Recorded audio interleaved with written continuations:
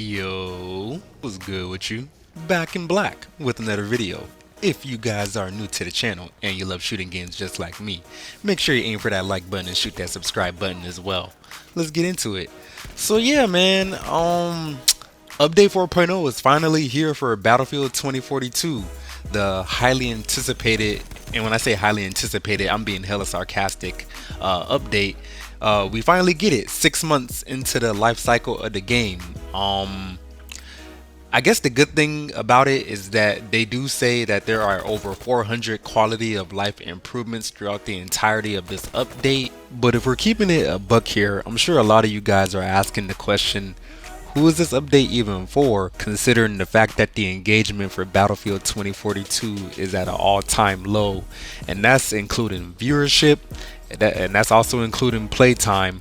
I'm going to put up a couple of screenshots. The thing is, under 1,000 people are playing this game, so it kind of behooves me to know that, one, they're saying that the entire staff of DICE is still working on Battlefield 2042, and two, it's kind of like, if you can muster up 400 quality of life improvements, doesn't that just go to show that the game obviously wasn't ready to be released in the first place?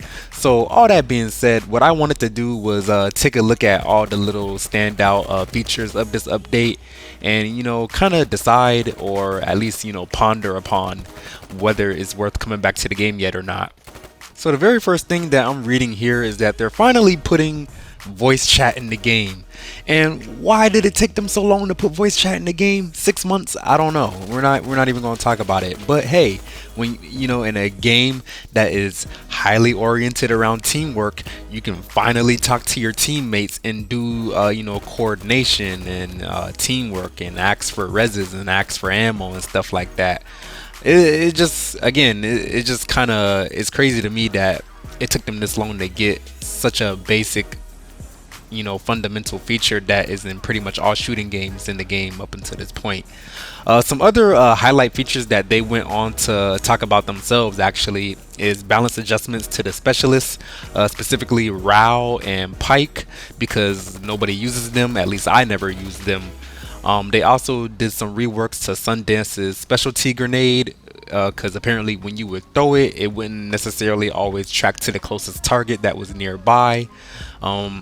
The big one for me is that they're finally doing some balances and reworks to the hovercraft and the bolt, because hovercraft was just kind of out of line considering the fact that you could drive up skyscrapers and stuff like that, and the bolt was basically just like a Corvette with a 50mm cannon on it. So I mean, do with that information what you will. Along with a series of bug patches, we also have some improvements to ribbons and how easy it is to actually obtain them, and we also have some improvements or increases in XP gains to events that actually involve teamwork, like resing teammates and giving ammo and stuff like that. So you'll be getting more XP across the board for doing playing the game pretty much.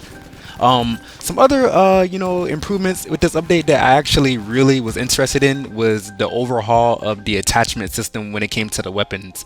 They say with this update they overhauled the behavior of many attachments to ensure their impact when customizing your weapon is unique and noticeable, which is a very big point that they hit on right there. I don't know why they needed community feedback to come to this conclusion.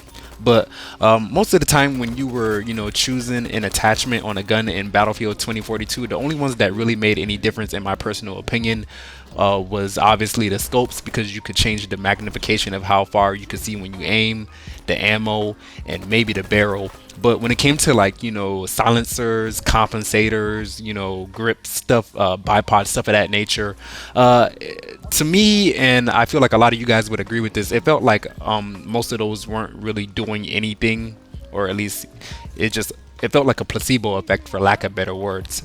So in a nutshell, basically Update 4.0 will ensure that all attachments that you choose will have worthy pros and cons that will actually make you put some thought into what you decide to bring into a certain match, or more specifically, it will make you actually think about what attachments you want to have on your weapon in certain situations, whereas before you could kind of use the same setup on your gun the whole way through a match, no matter what area of the map you were in. Wrapping back around to what I was saying about the specialists earlier and how they were making changes to Rao and Pike.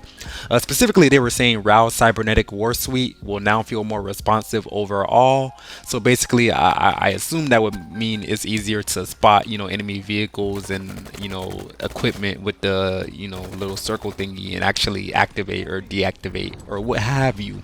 They are also saying with his new ability, when he receives damage from enemy fire, that player will automatically be spotted for himself. Pike, on the other hand, whenever Pike damages somebody from now on, that player will be spotted for the entire team. So basically, if you're playing Pike, whenever you damage somebody, that player will appear on the map for your entire team, which I would say makes her very useful as a character, if you ask me. To talk more extensively about how they fixed the vehicles in Update 4.0, the LCAA hovercraft can no longer fly after hitting ramps at a high speed. They tweaked the boost on the LCAA hovercraft to avoid it going up walls vertically, so we won't be seeing that anymore. As far as the NC5 bolt is concerned, players will now be able to shoot passengers within the bolt more easily. And they actually went ahead and nerfed the missile launcher on the bolt as well by reducing the time of the live missiles from 10 seconds to 3.2, and also nerfing the damage from 70 to 45. So that's kind of cool as well. Oh, and another good thing, when you're flying jets and you hit a wall of a skyscraper, you will now actually take damage. So we won't be playing bumper cars with jets anymore. That's cool as well. Aside from the reworks to the specialists, the vehicles, and the weapon attachments overall, I feel like the rest of the update is a bunch of very, very small, minutia, detail-oriented bug fixes that would be, very boring and a disservice to you guys as a viewer if I went over the other 387 or however many pieces of patch notes. So what I would do is I will link them down in the description if you wanted to view them personally yourself. But what I did want to veer off into is why I feel like this update is, simply not enough. And the reason that is because if 95% of this update is bug fixes and quality of life improvements, that basically just means that the game is now finally in beta, or at the very least, I would say the game is now finally in a place where it should have been when it first came out to, begin with. Considering that people are spending anywhere from 120 to, $70 on this game, why are we just now getting 6 months into the process and we're just now getting to a place where the game is going to feel like a smooth, fun, and fulfilling experience to play? As I sit back and I read those patch notes, I came to the conclusion that it was a very bittersweet feeling because yeah, it just felt like everything that I was doing is something that should have been, changed in the first 1 to 2 months of playing the game. And the big updates that we should be getting happy or excited for should be like map packs, or like, hey, we're adding 4 maps to the game, or hey, we know you guys are really big fans of Portal. We're going to add 3 more maps from Battlefield 3 or Battlefield Bad Company 2. Or we're adding 5 more guns from, Hardline or Battlefield 5. Or it doesn't even matter. It's just like, we shouldn't be getting happy or excited about 400 bug improvements, because those are stuff that should be coming with the big updates. Those are stuff that should be coming with the map packs. Those are stuff that should be coming with the updates to Portal and the expansion, the hazard zone, and stuff of that nature. So yeah, that's the simple reason that this isn't enough, is because it's only quality of life bug patches and stuff like that, and we're 6 months in. Nobody cares about that stuff when we're 6 months in. The player base is already gone. And I'm not going to sit up here and say that I don't appreciate the work that the developers are putting into the game, because, if everybody's still working on the game, that means they still care about it at the very least. So that's a sign of hope. But in the same respect, it's like, it should have been that way to begin with if you really cared about the game. So I don't know. That's just my personal take on it.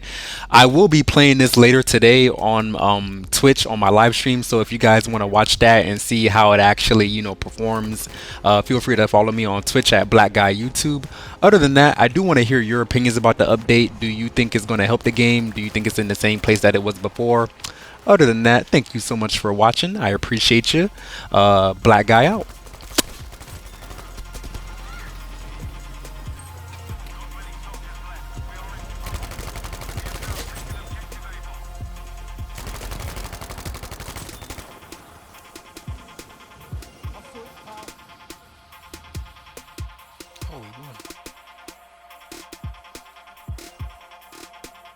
I came in second place, you know what I'm saying?